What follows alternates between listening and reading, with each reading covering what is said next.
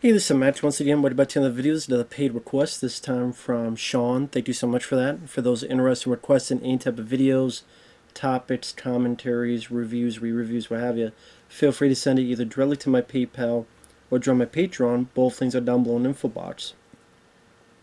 Now, like I said, as the title suggests, he wanted me to do a commentary on Coneheads. I do have the audio low enough so I won't get into trouble, plus I did not want to have the headphones on today. So let's get into it. Pause the beginning. 3, 2, 1. Pressing play. Now I know this is based on a bit from Saturday Night Live, which I never saw those bits. And Dan Aykroyd, Jane Curtin, they come back. This is one of those films I always thought was okay.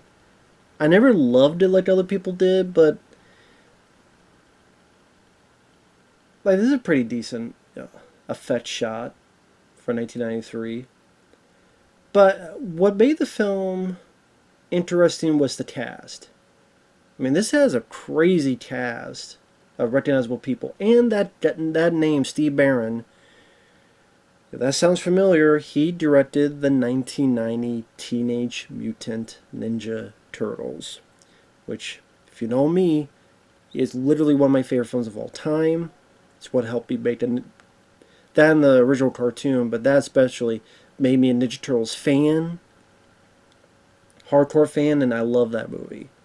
So then, this is the film he did after, because Ninja Turtles was 1990, and then the next job he got was this one.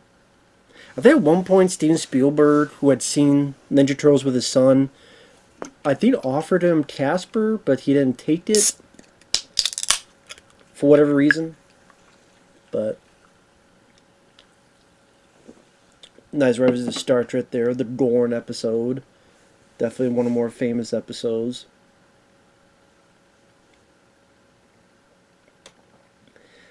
But like I said, I never saw the Saturday Night Live bits. I think there was an animated bit as well. Tom Davis, who created the characters, wrote the first version of the screenplay. He was unhappy with choices made by the producers. Mostly follows the same plot as in the animated special that was created 10 years earlier. Being stranded on Earth, Beldar working as an appliance repairman, and the daughter dating an Earthling named Ronnie.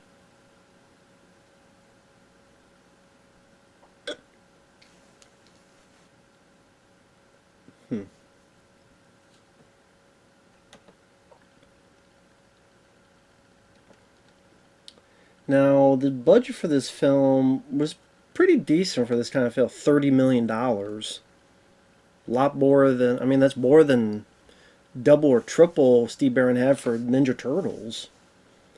And this film bombed. It made, I guess, around 21 million in the US. Or actually, let me double check.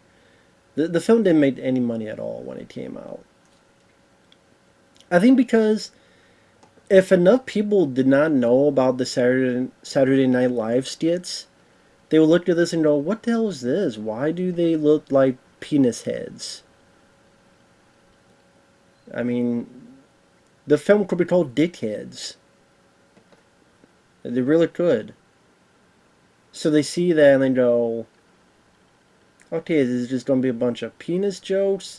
Again, if you don't know anything about it, it's like, oh great, the Dickheads. Welcome to the Dickheads.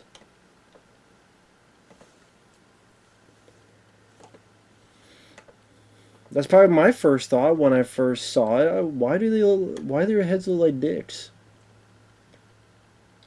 Now, Dan Aykroyd this time wasn't doing the best career-wise because just before this he had directed and was one of the stars of Nothing But Trouble, which was a huge bomb. And Loose Cannons before that, another huge bomb.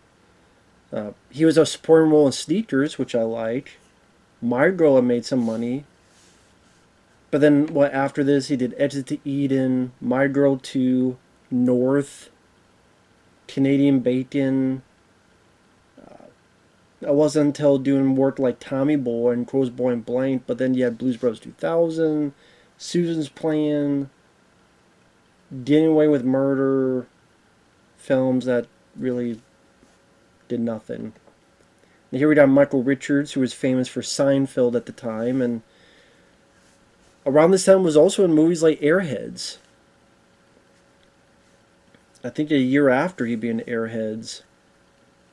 Of course, Michael Richards got screwed up. He was doing a stand-up show. There were some hecklers, and he said he lost it and said because the hecklers were of a different race, he said some racist things because they were heckling him, but he should not have done that in the first place. And Sally, well, I mean, I don't know Sally, but you can't say the shit that he said and not get any repercussions.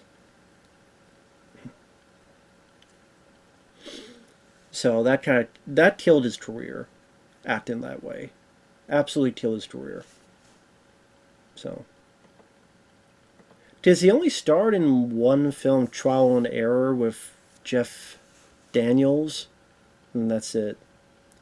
But this is the weird fish out of water stuff. What aliens do with all this? So eat soap, eat toilet paper, laugh at the Bible, all that stuff.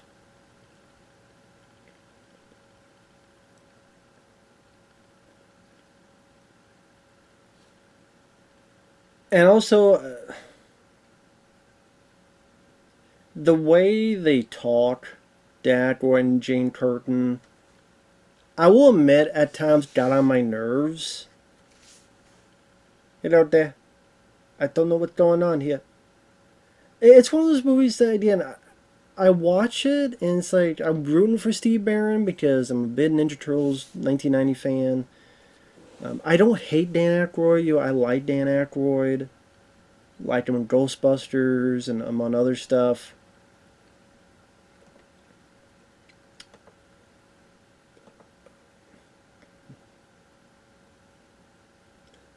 Like that dad kind of works for me. Like they watch bowling, they freak out. But I said what was kind of interesting to watch is just the who's who of who's going to pop up next. Like, dude, we've had Michael Richards. Now we got Eddie Griffin and Sinbad. So Eddie Griffin, that has definitely been a lot of stuff. Deuce Bigelow, Mel Gigolo, among others. Then you got Sinbad, which I remember him from Jingle All the Way with Arnold Schwarzenegger. They tried to make him a star, like he was what, first kid, and there might have been another movie. And no, he was not a genie because there's the myth of, you had Kazam with Shaquille O'Neal. The Sinbad did another genie movie called Shazam or something like that, but no, that never was never a thing. I know he did a film back the other day called The Charity Kid with Burt Reynolds. I think it was like HBO or something. But yeah, House Guest, that was another one. House Guest and First Kid was trying to make him a star, but it just didn't work out. Because those two and All the Way all bombed, so that kind of killed the movie career. I think he went back to like TV and stuff. Stand up.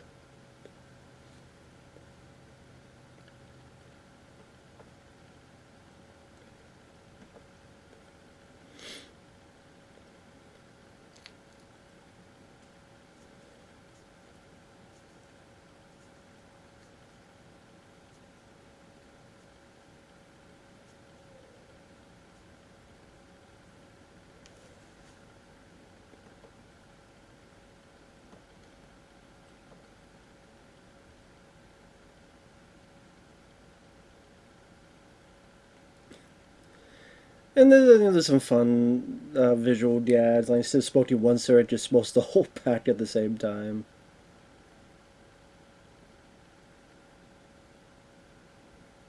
Interesting effect they had there to have them puff and them all light up at the same time.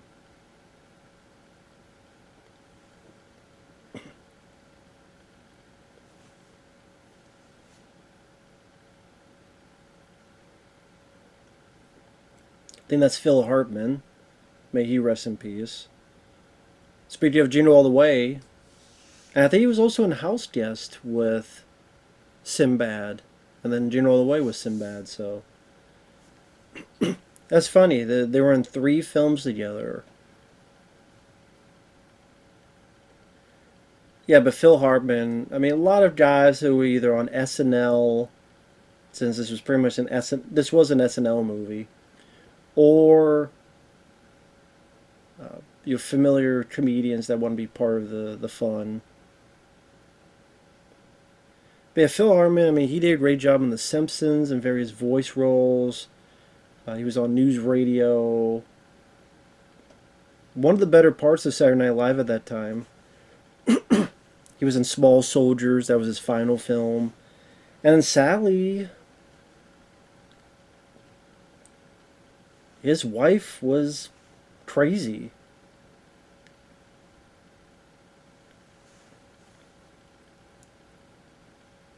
Went to the room, shot Phil Hartman, I think twice, with a .38 caliber handgun. She had used cocaine and drank alcohol and I think Zoloft and stuff, and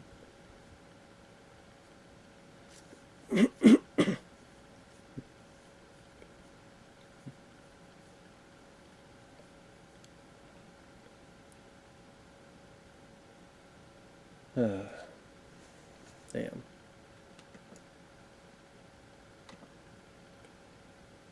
Just too bad. But yeah, this film made $21 million and didn't do well. Trying to go off tangent of that, just very depressing to hear about Phil Hartman, the whole story.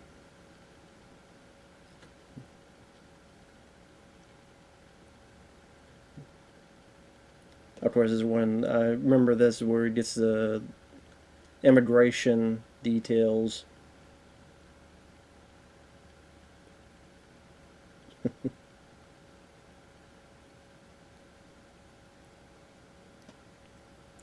So you have false ID.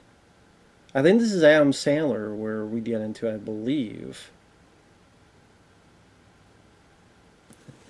And like I said, the supporting cast I enjoy this more than the leads. I think that's my issue with the film is that the supporting cast I find much more fun or interesting or likable. The 2 leads just hello, yeah, they're very young Adam Sandler, very young. I just thought there was a fun piece of business here between the two. I thought Adam Sandler played this well. Hey, nice to meet you. Kind of this, he did this friendly, then super serious. Hey, yeah, very cool. Serious back again. And this is very early in Adam Sandler's career. I mean, this is... I think by this point he had done Going Overboard, and he was on Saturday Night Live.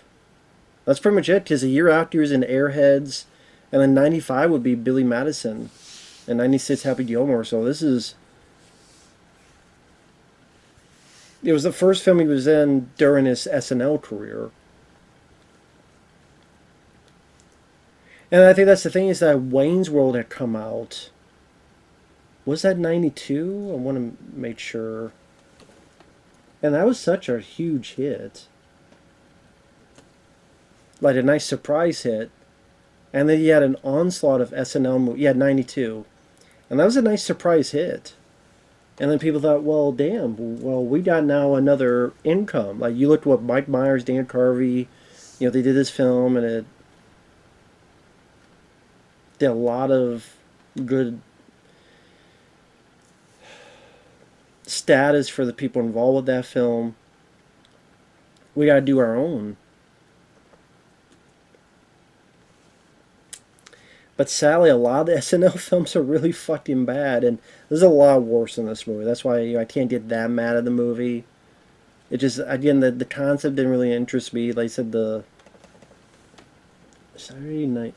Because I know you had Night at the Roxbury, you had The Ladies' Man, you had Superstar, you had... I mean, some would say the Blues Brothers before that, to be fair. So, to not say it was the first. But, like, you didn't see a lot in the 80s based on SNL. So, I guess that's what I was thinking. Like, Wayne's World, when this took off, And people were like, wow, this seems like a new era. So let's do Coneheads. Let's do, again, Superstar, Not the Roxbury, Ladies Man, all this other stuff. And it's Pat.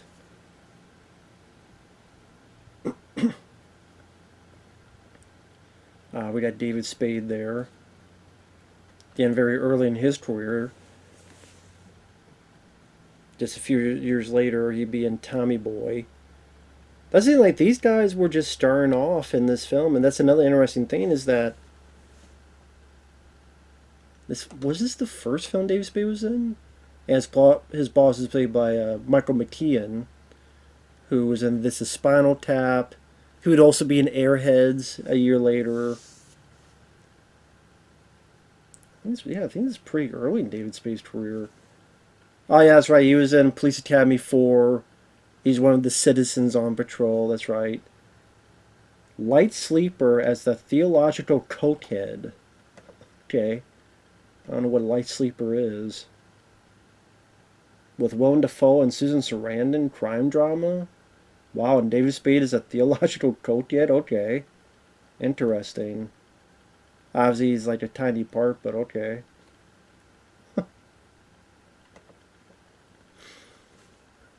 Then after this, like 95 Tommy Boy, 96 Black Sheep, Eight Heads in the Duffel Bag, and Joe Dirt, and be in some Adam Sandler films. Grown Ups, Chuck and Larry, Hotel Transylvania films, and more.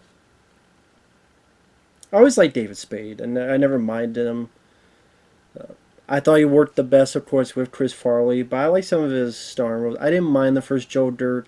I actually liked Dickie Roberts' former child star. I didn't even mind Lost and Found as a time waster, but I thought Dickie Roberts' former child star was decently fun.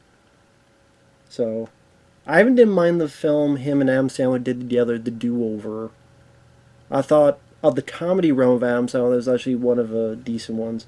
So another, like, John Lovitz, another recognizable face. There you go.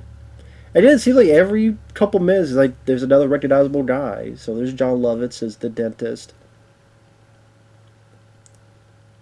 which I mean he was what, A League of Their Own. He was in City Slickers 2. He was the critic, the voice of the critic, and a few episodes of The Simpsons.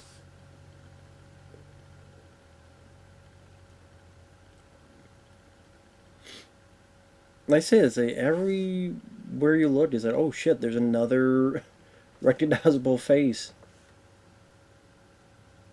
I say, even when I first saw this, but more so now that I'm more familiar, it's like, oh wow, like that's what hooked me more was a series of cameos and what each person would try to do in their limited screen time.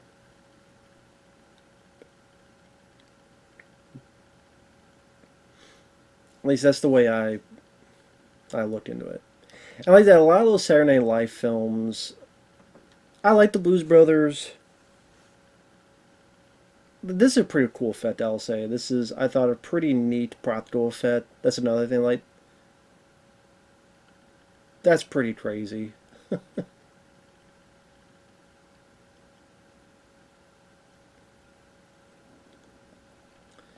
So right then and there, you would take a picture and be like, we are call the police and stuff. But instead, like, this is a fun gag. Like, how the hell do you put it on there?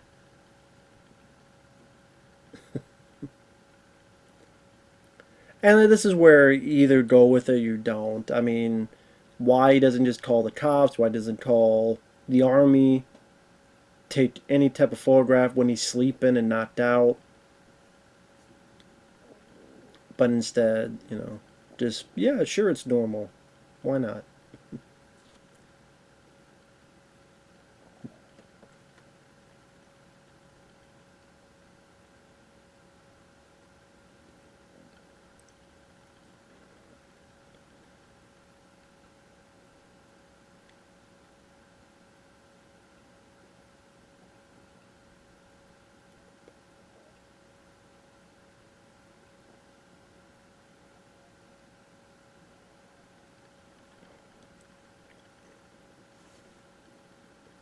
trying to remember. I would say Wayne's World is my favorite movie dealing with the SNL reference connection. Easily Wayne's World. I love Wayne's World. I still find it a very funny, entertaining movie. But a lot of them just, and Blues Brothers I could watch, but like Wayne's World 2, I'm not a fan of. This one I could watch. It goes by a quick pace. Its pad is awful. Stewart Saves His Family I remember liking. I remember that actually not being too bad. And being one of the better ones. I'd probably say that's my second favorite SNL connected movie would be Stewart Saves His Family. I thought the way Al Franken played the part was kind of was pretty humorous. Now the Roxbury wasn't a fan, Superstar wasn't a fan, The Ladies Man wasn't a fan, did not give a shit about MacGruber.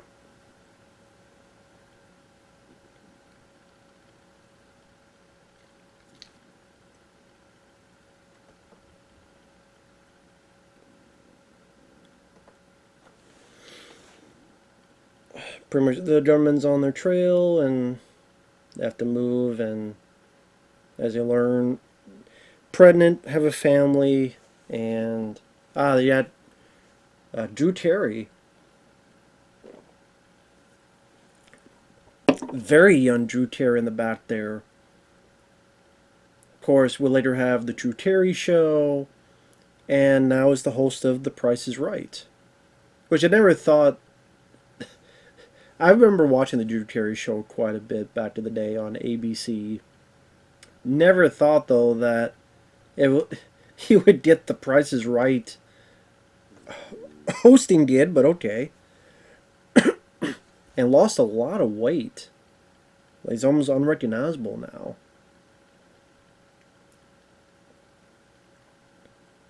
But I think he was just in stand-up at this point. Stand-up and maybe some TV shows, but this might have been the first. He didn't do a lot of films, but this might have been the first public thing he did.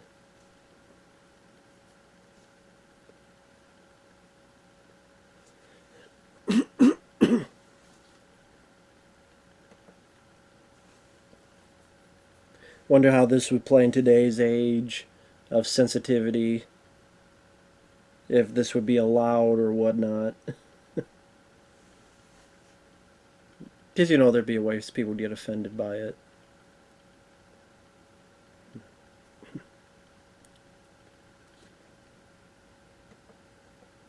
But yeah, I always liked Drew Terry, and like he didn't do a lot of films. Like Drew, he knew how to be Drew, and that's why the Drew Terry Show worked for him. But he did a lot of other stuff throughout the years.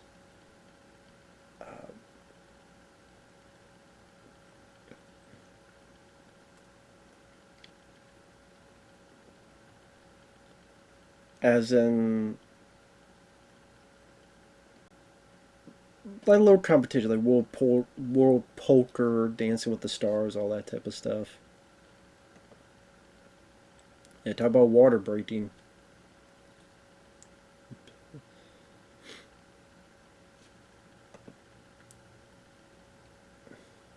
Well, nice to see that Sinbad was able to keep in touch with him after all these years.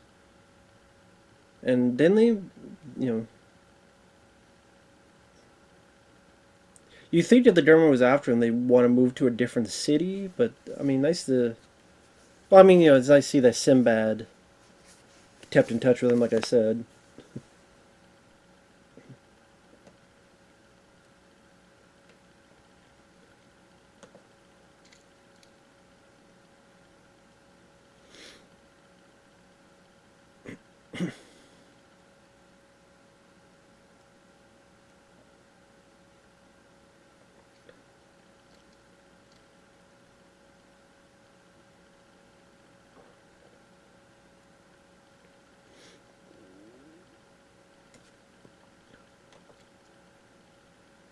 Of course, you gotta find a way for him. Yeah.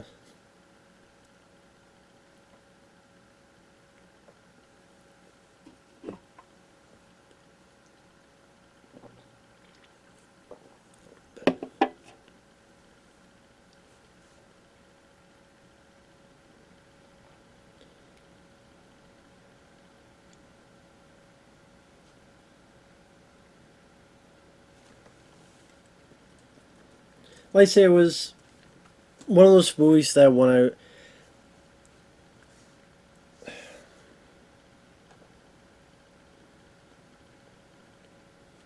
maybe I had to. I don't know. I mean, I don't know why I don't like this film as much as other people do. Like I said, it's the supporting cast and cameos, like David Spade, I like Chris Farley when he comes in as the new boyfriend of the daughter.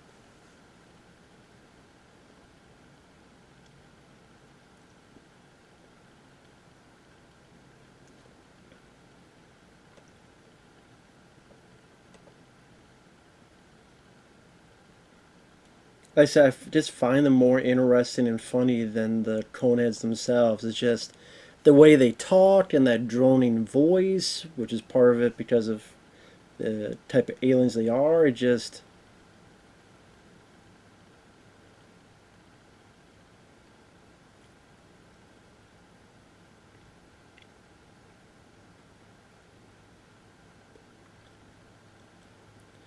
not really big on it.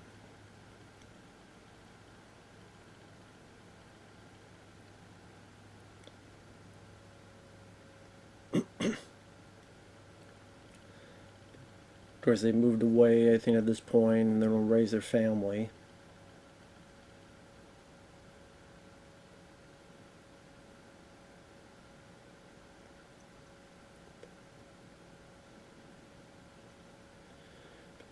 Isn't this where he gets his promotion?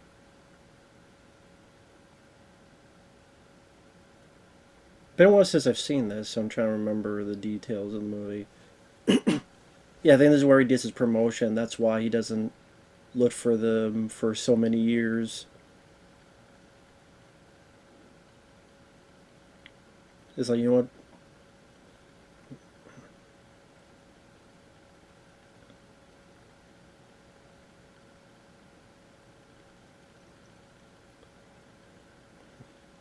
Interesting choice to make this all this home family footage style. It's to show them as a family, show how other humans are interacting well with them, and to try to showcase one of the reasons why they grow fond for the planet to make their change of heart later on. It's one of those things that you just have to take at face value that all these people are looking at these individuals with big cone heads and no one thinks twice on it. So you just have to either go with it or you don't. You have to go with all these people being so stupid enough that they obviously think aliens can exist, but they look at these individuals and go, wonder why your head's that big. This is you either just have to go along with it or you don't.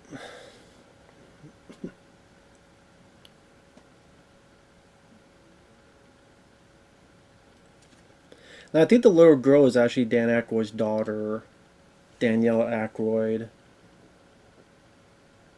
Yeah, Dan took his daughter to see the film being made. She was fascinated by the toy costume. She asked for one of her own. She was tasked as Connie at age 3. She get her own cone.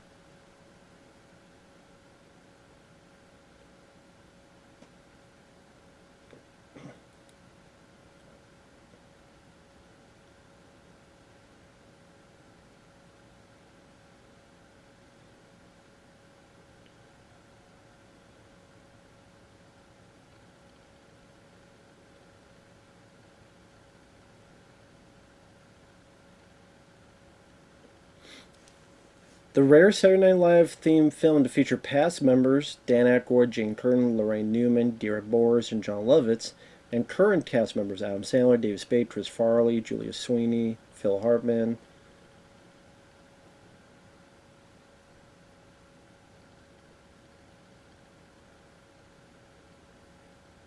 Lorraine Newman played the part of Connie, the daughter on Saturday Night Live back to the day.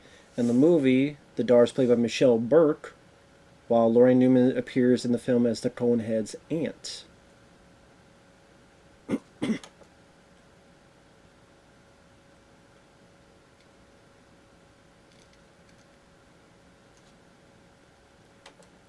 I'm just looking at trivia.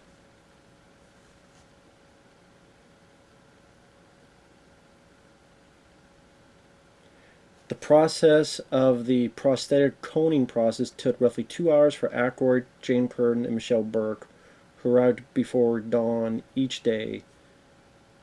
A new piece was required for each day's filming, resulting in the creation of nearly 1,000 cones by David Miller's studio. David Miller, isn't that the guy who worked on Nightmare on Elm Street? Once the cones were shaped to fit bowls of the actors' heads, the material was baked for 6 hours to remove moisture, then applied to the skull with an adhesive called Pax paint, and blended into the skin with makeup.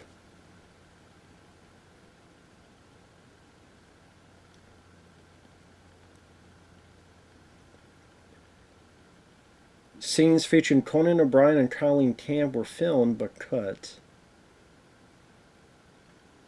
Two of the film's writers would later go on to create the NBC sitcom Third Rock from the Sun, about a family of aliens trying to fit on Earth.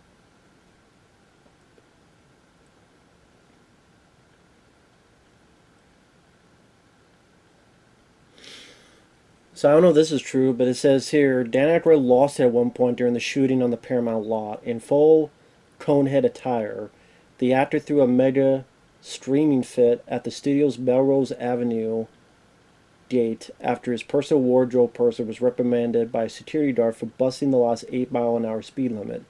Aykroyd was so peeved after the incident, and hearing that one of his production assistants was given a hard time when he tried to enter the lot late one night, they burst into the guard station and trashed it. He threw everything on the floor, pulled one of the phones out of the wall, threw papers, knocked the computer on the floor, and held the button down the wooden arm that lets the cars in. Started motioning incoming cars to please come right in. Welcome to Paramount Pictures. A female security guard witnessing the incident got so upset that she hyperventilated and had to go into the lot's infirmary. And during the tirade, Aykroyd commandeered one of the studio's golf courses and drove around screaming and cursing.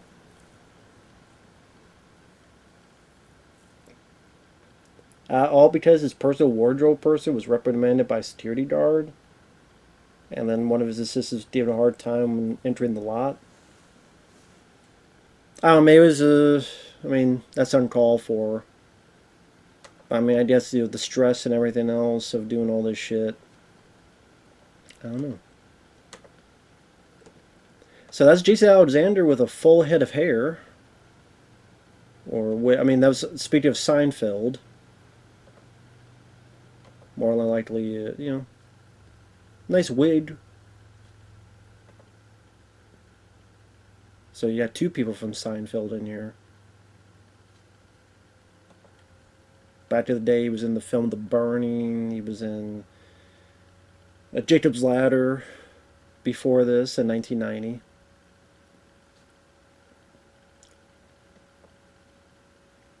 And then the wife character is Lisa Jane Pursty, who was in When Harry Met Sally and Peggy Sue Got Married. Now, her two friends here, one is Parker Posey, and the other is Joy Lauren Adams.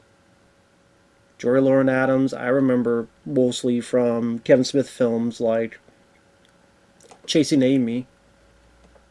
In fact, her and Kevin Smith used to be going out with each other at the time. Like when Chasing Amy was being made, Joy Lauren Adams was Kevin Smith's girlfriend.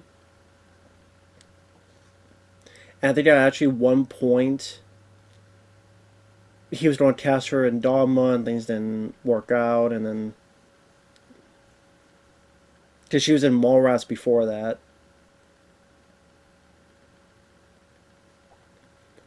She did a few things. She was in Big Daddy with Adam Sandler, but not a whole lot after the Kevin Smith stuff.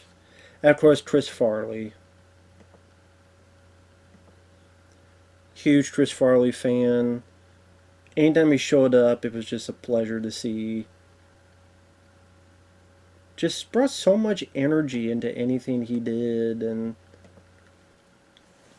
it's just sad that he didn't have a big self-esteem about him.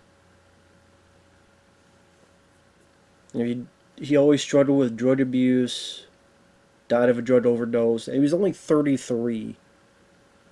Way, way too young. It's like he wanted to be Belushi so badly, which was a detriment. He never thought he was funny when people were clearly loving his stuff, but then It's just very sad. Because God, I mean, anytime you saw him, just because of his. Oh wow, another guy, Kevin Nealon, right there. Another guy that's been in a lot of stuff, Kevin Nealon. He's worked with Adam Sandler quite a bit as well, and he was also, I think, yeah, part of Saturday Night Live from 1986 to 1995. Like I say, he's in a lot of the Adam Sandler films. He was in Happy Gilmore, Be the Ball. Be, you know.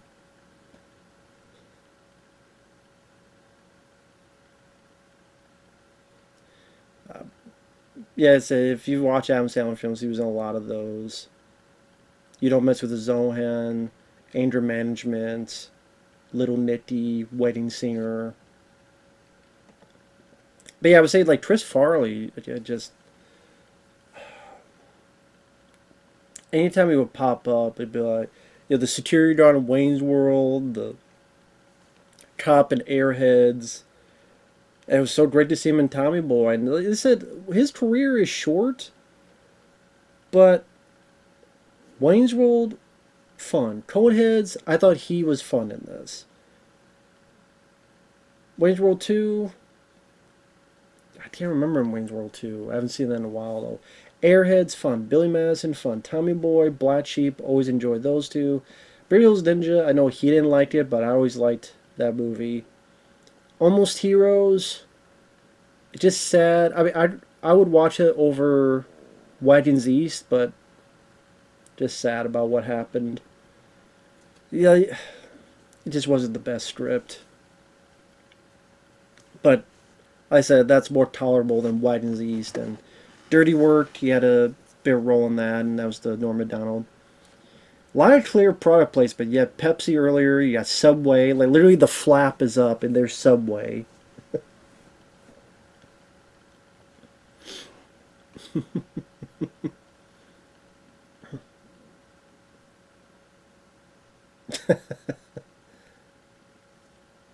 My mom was the only one that put down Subway like that.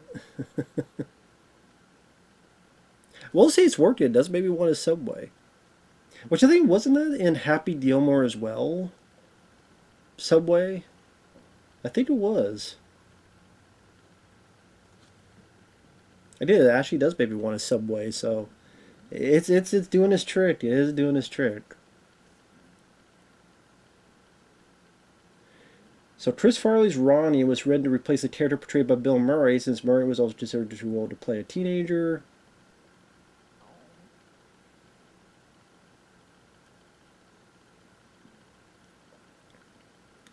After the success of Wayne's World at the box office, Brandon Tartikoff, who was with NBC but now he's with Paramount Pictures chairman, contacted SNL producer Lorne Michaels about developing more feature films inspired by the show's TV sketches.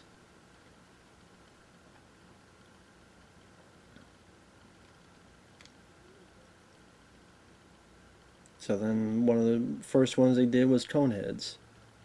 Subway beat out Burger King for feature product placement within the film. Companies such as Playmate Toys, Masquerade, and Winterland Productions were contributing to the manufacture of licensed Coneheads related products.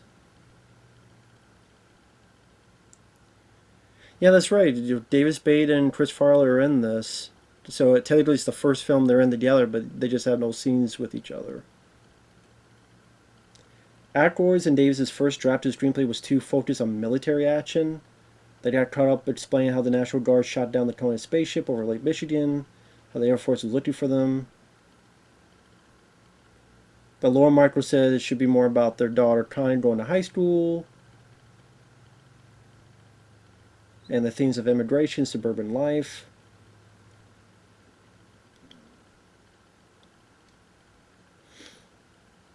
It was rated PG.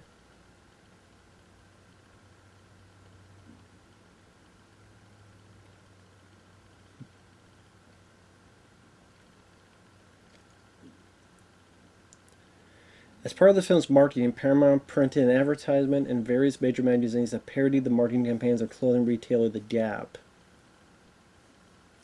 Okay, that's pretty weird.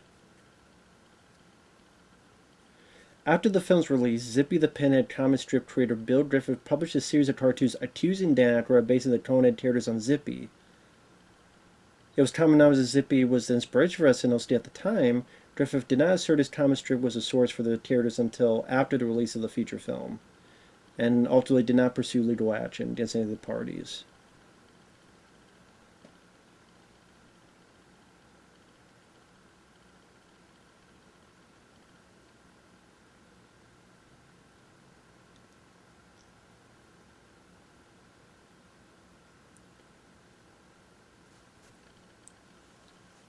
Steve Barron had only 10 weeks of post-production for Coneheads. Huh.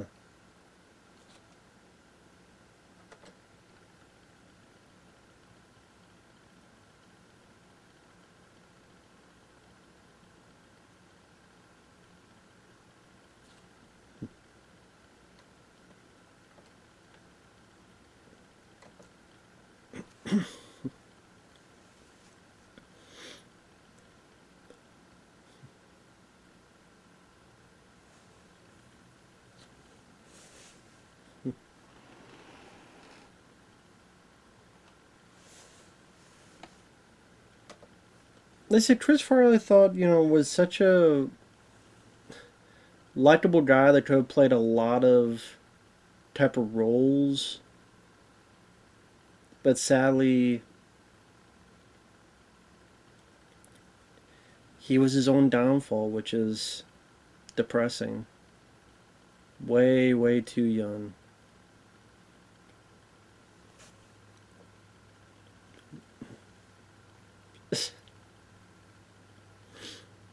Bit creepy there as well, I will admit.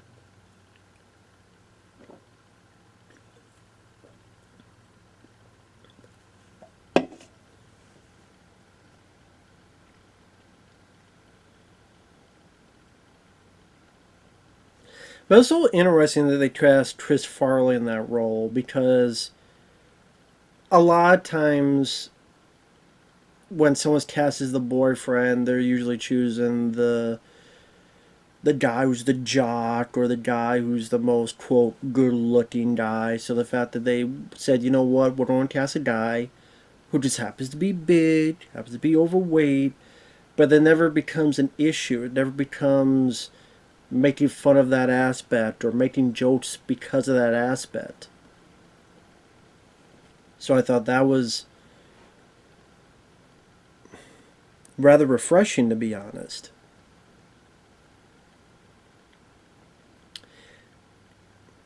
And of course, yeah, Dan Aykroyd would be in Tommy Boy, so you have this kind of thing where Dan Aykroyd's the star and Chris Farley's coming in for a bit part, but it flops. But then when Chris Farley's starring and Dan Aykroyd comes in for a bit part, it becomes a hit. And I know Dan Aykroyd, I mean, there's the I Am Chris Farley documentary, and you tell a lot of people enjoyed Dan Aykroyd and such.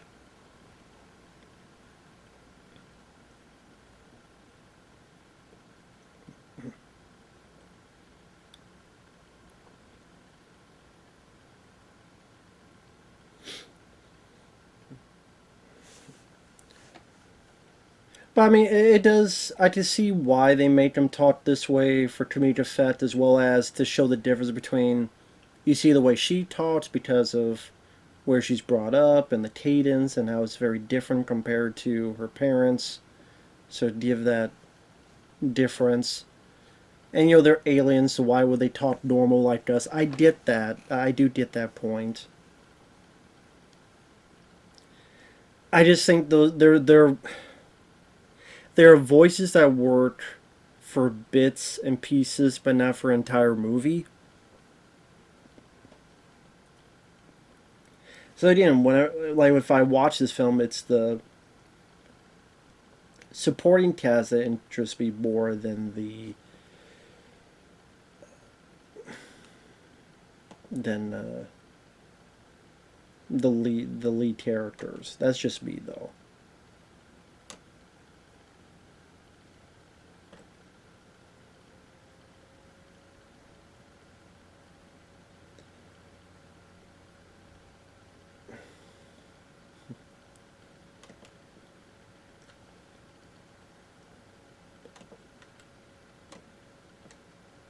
Wow, there's still 40 minutes left to this movie. But it is a short movie, to be fair. It's not too over long of a movie. And it came out July, so they figure, hey, Wayne's World was a big hit. And then, Dan Aykroyd was a big star at one point. Ghostbusters and Blues Brothers and Spies Like Us. And they thought it would be like a big surprise hit because the sci-fi element just wasn't the case.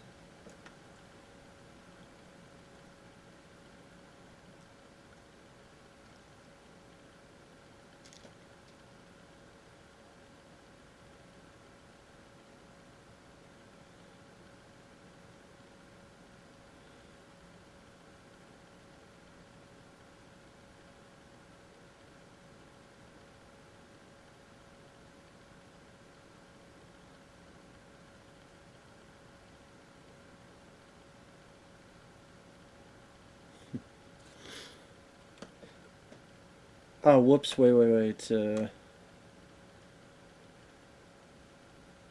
I froze for a bit where I'm seeing it. So, bear with me on it. You know what? Pause, and then I'm at 46 minutes and 7 seconds. Chris Farley is coming down, carrying some golf clubs. So 46 minutes, 7 seconds, 3, 2, 1, pressing play. And sorry about that. Sometimes it's the issues when you're streaming and stuff, because I might own this film on DVD, but I couldn't find where it was. So. But I was about to say, this whole thing with him being obsessed with golf didn't do much for me. I mean, again, Adam Sandler did golfing better and Happy Gilmore.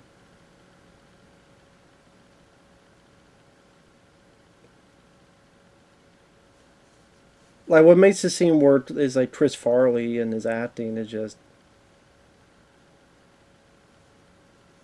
And not Tom Arnold.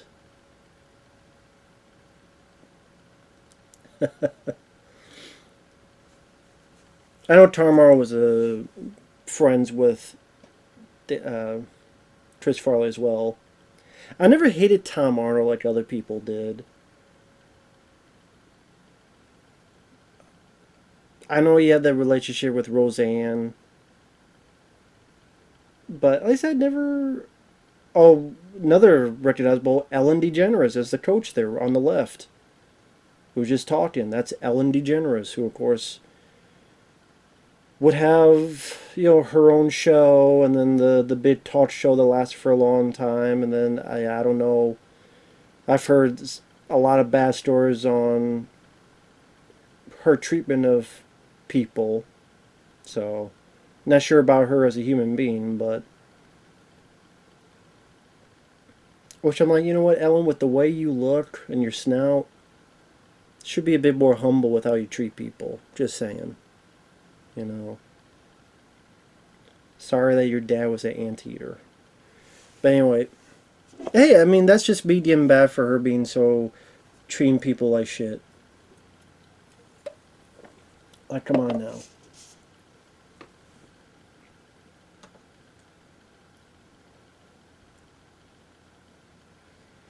Now, I think that person behind them was Julia Sweeney, who was another SNL alumni.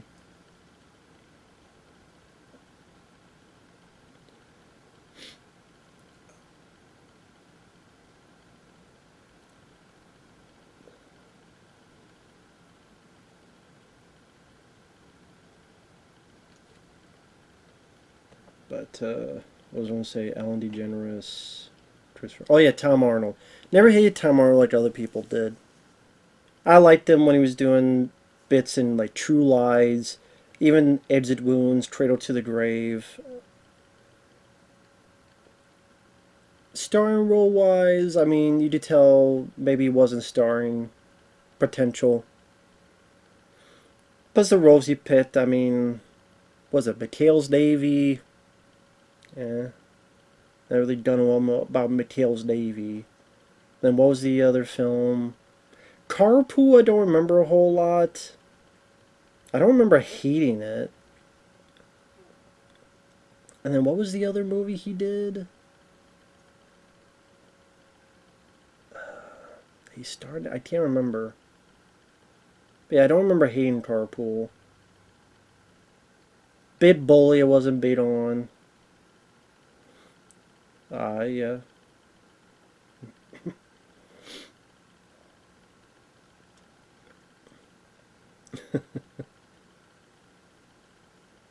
But that's a fun visual, Dad. The firework that's nothing at first, and then this insane light show. Of course, you don't show most of it because it's a lot cheaper that way. Because showing more of it would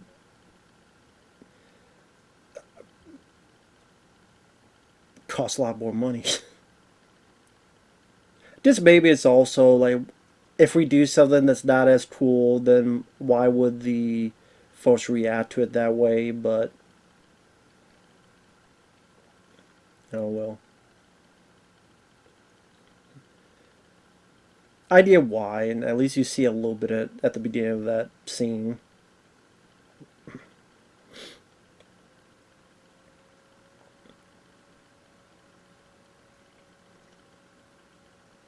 Are they still sleeping on the wall? Makes me wonder how the clock and stuff are still connected on the side there. Did they just nail them in, I guess? Or have they started sleeping horizontally?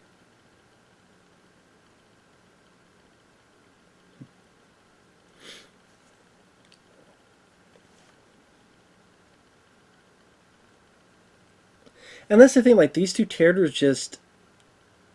It's not that they're bad actors, not at all. It's just these voices just got on my nerves after a while. I was trying to think, maybe it works in short spurts on a skit on an SNL, but for a full length film, I just don't think it's that palatable of the tone of voice. Ah, there you go, yeah. Stand up.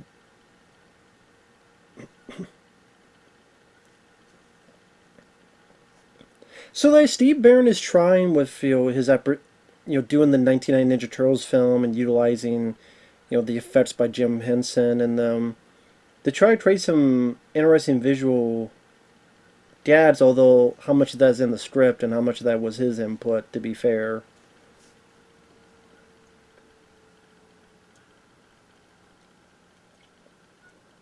Michael McKean's character is a douche when he only has one bit of sunscreen on his nose instead of anywhere else on his face, or just rub that stuff in.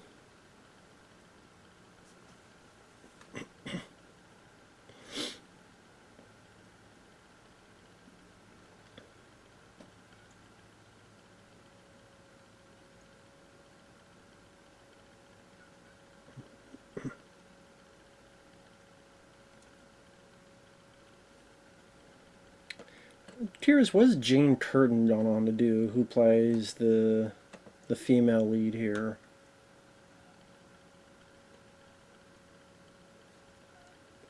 I got more Pepsi. Pepsi, Pepsi, Pepsi. The Pepis. More the Pepsis.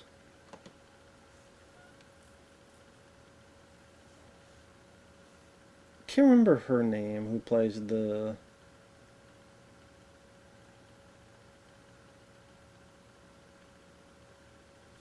I think that's Jan Hooks. Yeah, I think that's her. I think that's who is Jan Hooks. Who seems to have a crush, and Jane Curtin doesn't like that.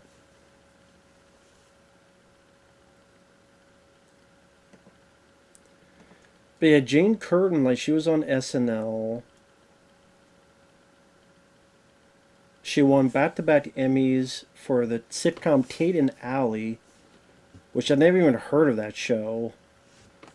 That's the weird thing about TV. Like, there are some shows I'm like, what the hell is that? And just never heard of, but you know, Emmy. Oh, she was on Third Rock from the Sun, playing the role of Dr. Mary Albright. And she was in that Librarian series of movies. Is that the one with, yeah, Noah Weil?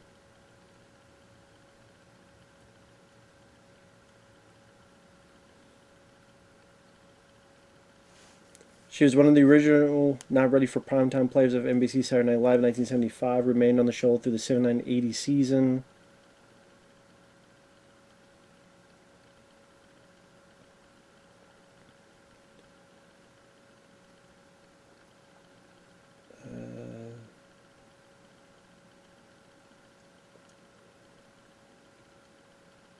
Yeah, try to think what else she's done after this. She was in The Shady Dog, damn. The Spy Who Dumped Me, TV work. Yeah, Kate and Allie was a sitcom that was 122 episodes for 6 seasons on CBS. This would be like that. That's a success. You're on a show for 6 years, 6 seasons, I should say, 84 to 89. So, not 6 years, but 6 seasons, over 100 episodes, which means when you get over 100, you get to be in syndication. That means you get a bit more money. Because syndication, if they want to let a show get repeated, usually, unless it's like a cult thing, maybe they'll do it. But usually they want a show that has over 100 episodes to have a rotation of it. And she won 2 Emmy Awards for it. That's crazy. Wow. Go figure. Now here they're pretending to be Jehovah's Witnesses. I think this is around the time they get that call. So Jan Hooks, who plays the student who was trying to seduce Dan Aykroyd's character. Sally, she passed away in 2014. Damn. Oh, she was the voice of Apu's wife, Manjula. And she died of throat cancer at 57. Damn.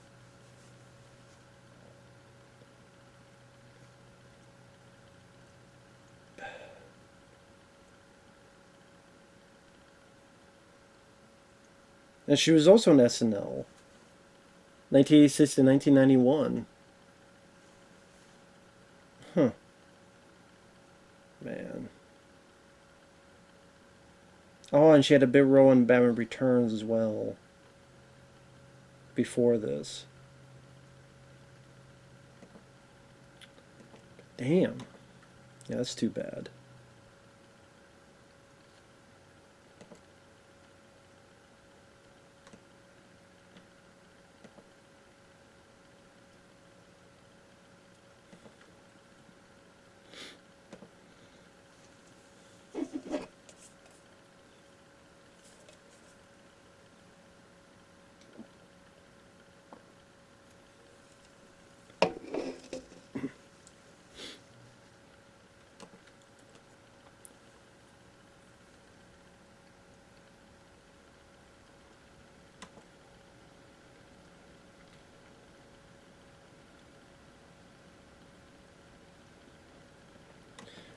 The big phone is so yeah. This is when they're finally going to be ready to go back home, and of course the daughter doesn't want to because her life and friends are there.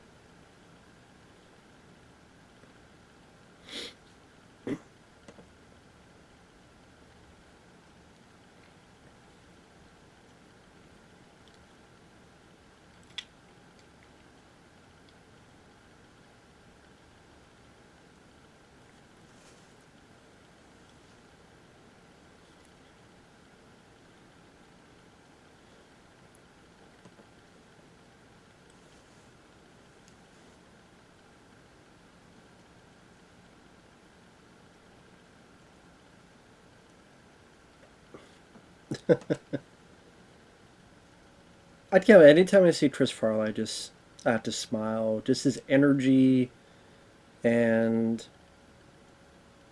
just his vibe of this presence that your eyes get drawn to him.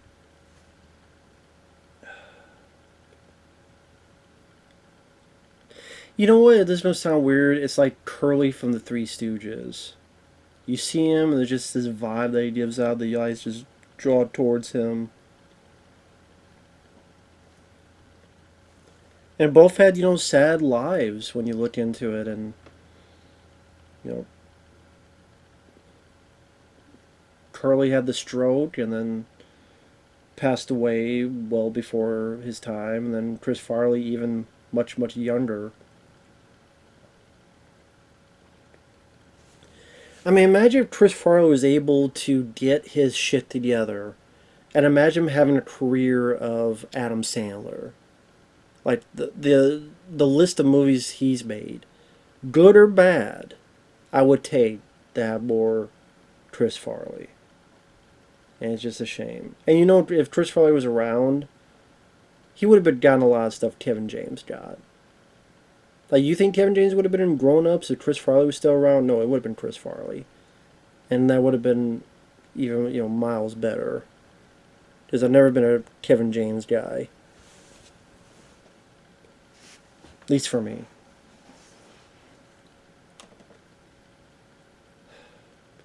Yeah, but just a shame. Damn, damn shame.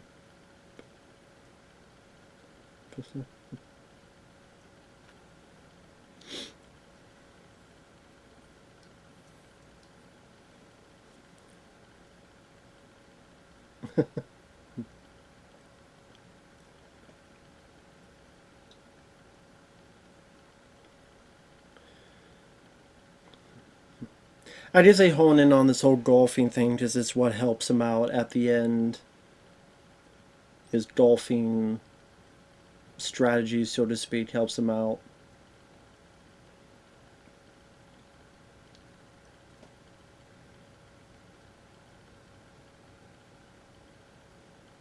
Yeah, there's the monster. He's able to hit a rock into the creature's mouth.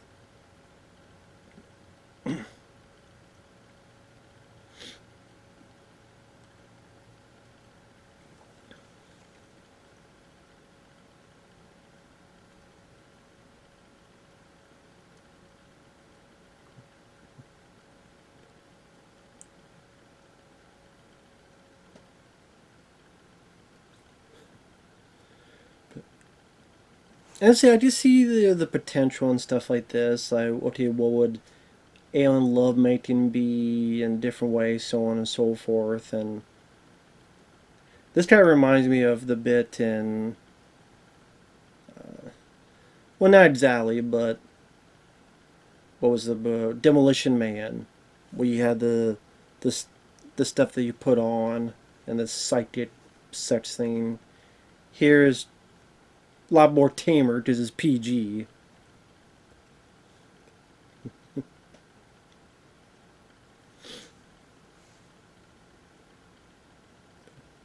By the way, it is with that bit.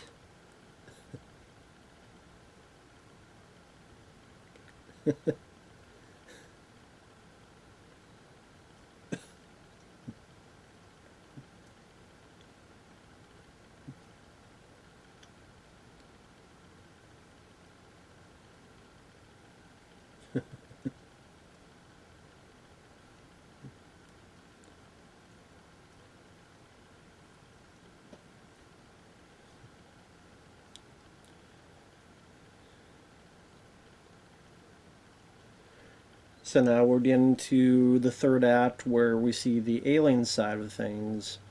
That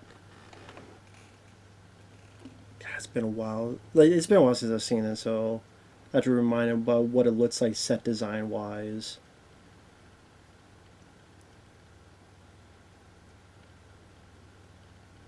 I don't know why this film popped in my head, but like I would say this is better than Mom and Dad Save the World with Jeffrey Jones and them.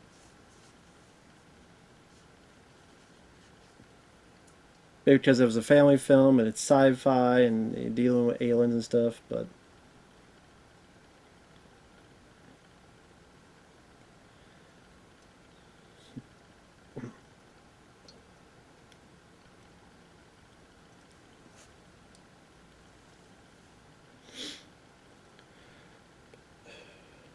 and this came out in 1993. 1993 was a pretty crazy year, and I've said before that many times, many times throughout these videos.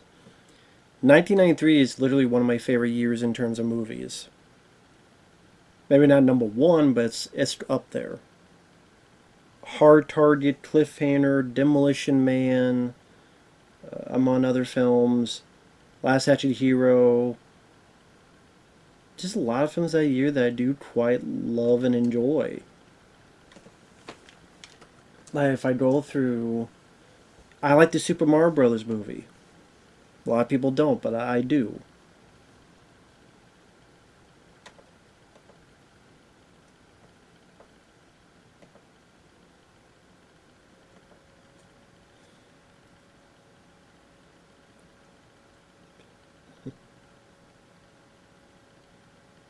But yeah, I like Nowhere to Run with Van Damme. I like Sniper with Tom Berenger. I like National Lampoon's Loaded Weapon 1 with Emilio Estevez, Samuel Jackson. That's a very fun one. Groundhog Day with Bill Murray. Also had fun with that. Army of Darkness. People say 92, but I think it came out eventually 93 in most theaters around here. Falling Down, Michael Douglas. Best of Best 2. Let's see. Fire in the Sky. It's funny, Steve Barron did this film, who did the first Ninja Turtles, and the third one came out this year as well. I think that's Garrett Morris. I think that guy talked is Garrett Morris. Yeah, I think that's Garrett Morris, who was on SNL, I believe, and Chocolate Chip Charlie, I remember from The Stuff.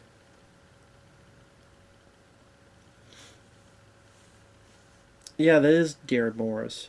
But yeah, I always remember as Chocolate Chip Charlie and Larry Cohen's The Stuff, which I think is still an underrated film. But yeah, 93, like I said, there's a lot of films I do quite like in it. I don't mind The Dark Half, Dave with Kevin Kline. I don't mind writing the Bruce Lee story. Excessive Force I had fun with. Hot Shots Part 2. So that's two of my favorite spoof movies. Yeah, Cliffhanger is an absolute favorite of mine. Demolition Man's an absolute favorite of mine. Jurassic Park I liked. Last Action Hero I said I liked. Just going through other films. Son-in-Law I enjoyed with Pauly Shore. So this opened around in July, around the same time as Free Willy was a week before it. Robin Hood Men in Tights was after it. So I Married an Axe Murderer. And then the end of August, The Fugitive, My Boyfriend's Back, Jason Goes to Hell, Hard Target, Surf Ninjas, Only the Strong, Fortress with Christopher Lambert, among many others.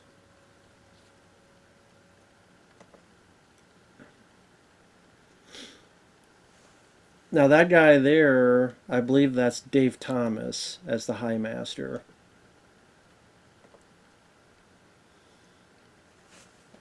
which was on not SNL but SCTV, and did the McKenzie brothers with Rick Moranis, which the two of them did a movie called Strange Brew. So, and then of course right next to Dan Aykroyd is Phil Hartman, rest in peace. Yeah, it's sad you look back. It's like, okay, Jan Hooks, that lady passed away. Chris Farley passed away. Phil Hartman passed away.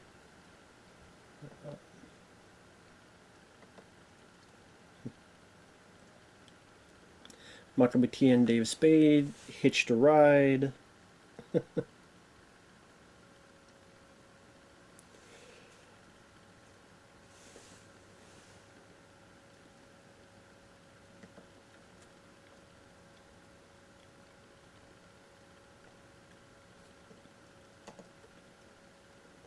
Listen, I can see why some of these folks would decide to do the movie. Because number one, it's like, hey, SNL, Wayne's World was a huge hit. That has a potential to be a hit because we're going to release it in the summer. We're giving it a pretty decent budget. We all these people involved. So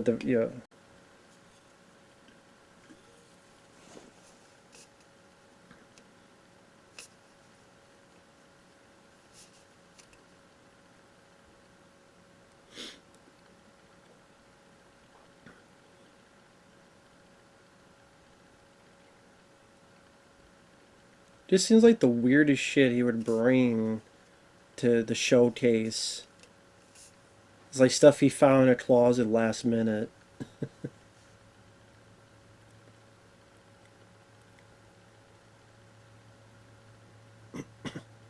Chewing gum. The running gag of thinking the condom was gum from the beginning.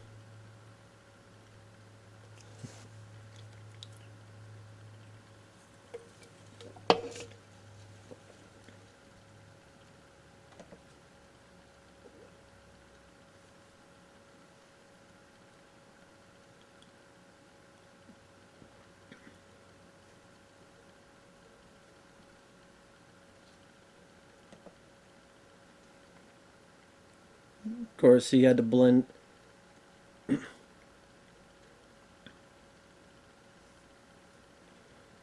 You you would think they'd be like, hey, we want you to blend in, so yeah, file your teeth down, but nope. Fuck this shit. You ain't having it. You need those choppers for my dick. No, I can't feel the teeth on my dick, so you're gonna have to fucking too legit to quit. I just see why I didn't remember the set design because it's not that impressive.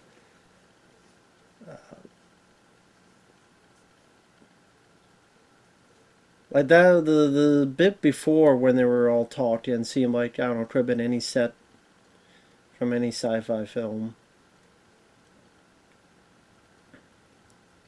Here, I mean, this was like leftovers from Star Trek. That shot isn't too bad with the three or so moons or something.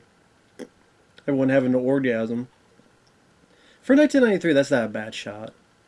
Looking up. Yeah, I don't know why everyone's yeah. Well, I know orgasm fest. Stop motion animation, which is a fave of mine. Always a sucker for stop motion animation, which is a technique they don't use a whole lot. Because they deem it too fake or too this and that, but I don't know.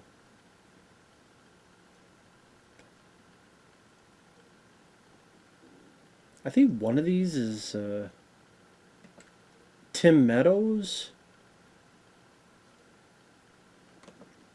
Yeah, I think that was Tim Meadows, who was an SNL guy and later got his own movie, The Ladies' Man.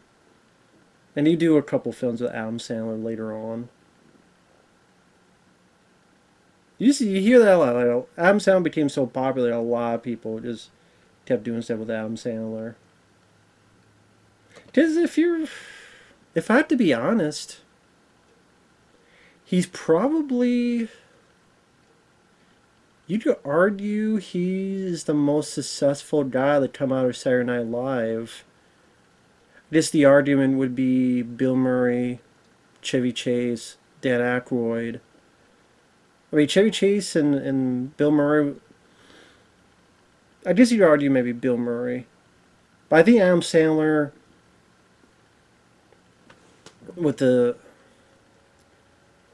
I think Dan Aykroyd you couldn't put in there because he had hit films like Ghostbusters and stuff, but it wasn't as abundant compared to Adam Sandler. So maybe you're going to make an argument of. And Chevy Chase was huge in the 80s for a number of films, but with how much it died down into the 90s onward, it kind of hampers that. But just how many he had hits, Adam, definitely box office wise, I think the most consistently successful box office wise.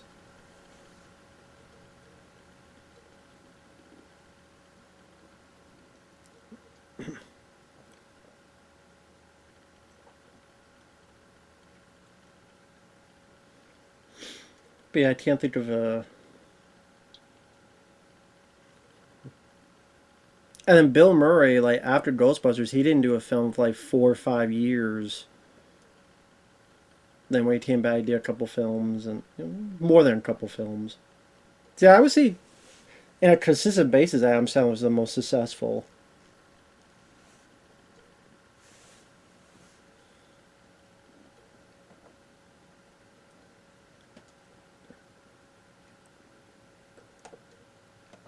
And here's where he learns his golf, the tips of the trade from golfing.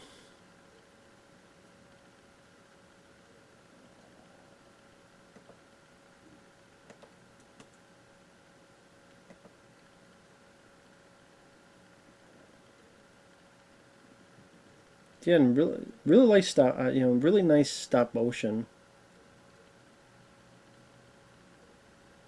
Just stop motion. I mean, yeah, it doesn't move as freely as us, of course, but there's still something tangible about it. There's still with the lighting and the way you do. There's still something physically tangible about it that still makes me preferred over, for the most part, over CGI.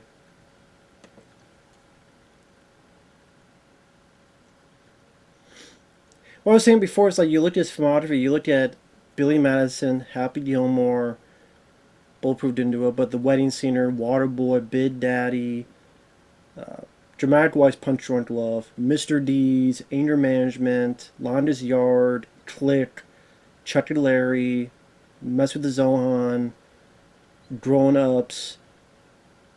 How much of those movies just consistently made more and more money? I just what I'm saying.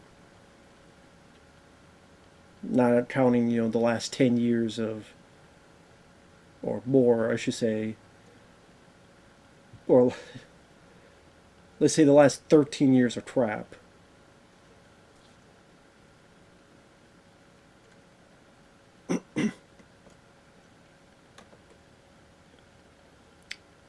As for my favorite guy to come out of SNL, I mean, that's tough. Just not so much as a person, but I do like Bill Murray as a performer, and Chris Farley definitely there. Of course, the kiss ass David Spade's character.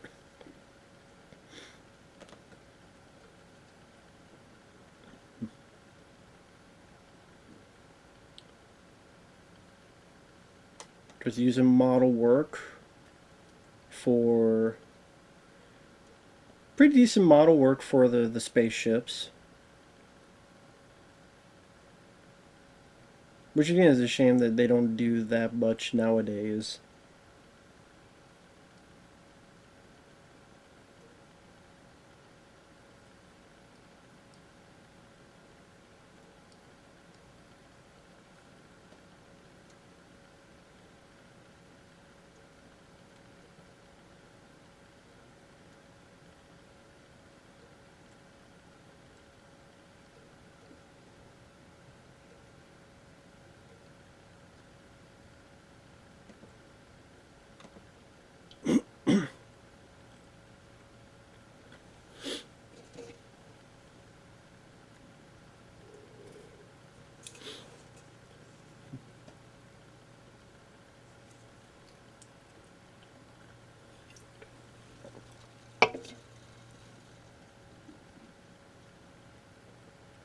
I just like you look at like the interior set design on the ship.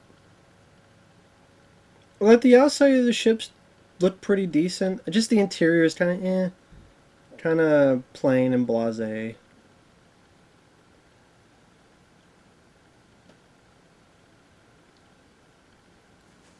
Let's see, the outside of the ships look pretty good.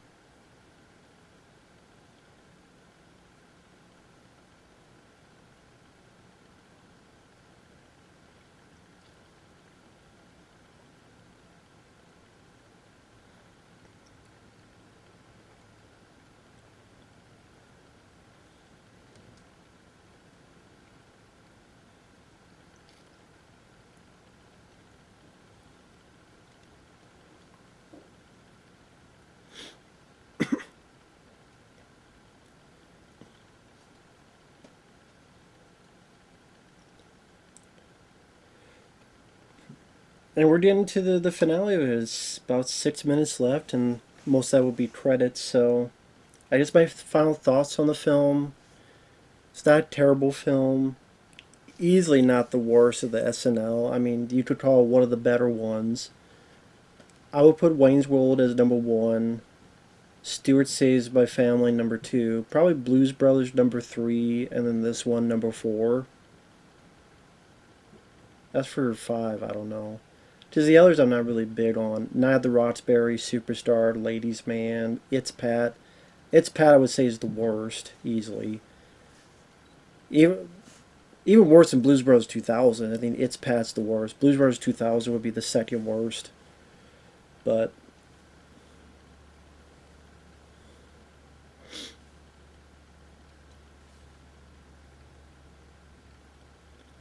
if I understand, his advice really is 55 words. Apparently, if you do count this is actually 55 words of advice he gives to Chris Farley's character. And you know what? I mean, if she was 18, 19, 20, or older, and even with the head, I'd go for it. Even with the head, I'd go for it.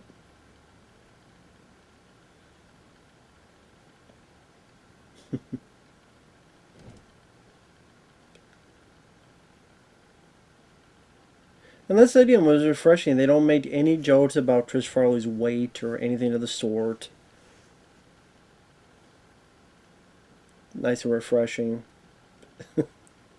I did like this dad. That he's sunburned like that.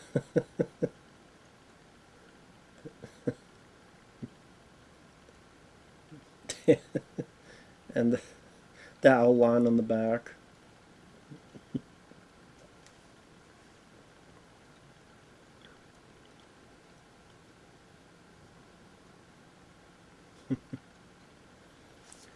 So yeah, it's short enough to not to it's harmless. It's PG. They didn't force a lot of stupid like fart jokes and other stuff of that nature. There's some entertaining visual sight gags. There's a plethora of just cameos. I know that Michael Richards, Eddie Griffin, Sinbad, Phil Hartman, Adam Sandler, David Spade, Michael McKean, Drew Carey, Ellen DeGeneres, Jason Alexander, Jory Lauren Adams, Parker Posey, Chris Farley, of course, Kevin Nealon, Michael McKean, David Spade, Dave Thomas. Just, yeah. And Steve Barron, what else did he do after this? The Adventures of Pinocchio in 1996, and that was the one with. Is that the one with Jonathan Taylor Thomas from Home Improvements? Yeah, it was. And then a bunch of films I never heard of. Rat from 2000.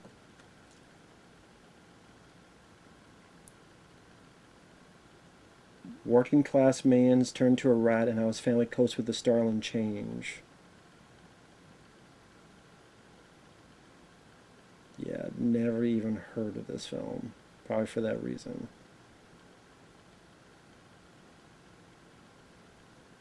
Although apparently maybe the Jim Henson Company was involved in it. Huh. Mike Bassett, England manager. Dreamkeeper. Yeah, haven't heard of a single one of these movies. But, yeah. I mean, I guess you could say sort of this film bombing, then Pinocchio bombing didn't really do much in terms of high profile stuff later on. I know for a while in the 2000s there was talk of Steve Barron doing another Ninja Turtles movie for like the Hallmark channel. Yeah, Hallmark. Let me type that. Steve Barron, Hallmark channel. I know there was talk of that. This is like 2000s, but Sally never came to be. But you can look that up. Anyway, thanks, Shawn. Take care, guys. We'll see you later.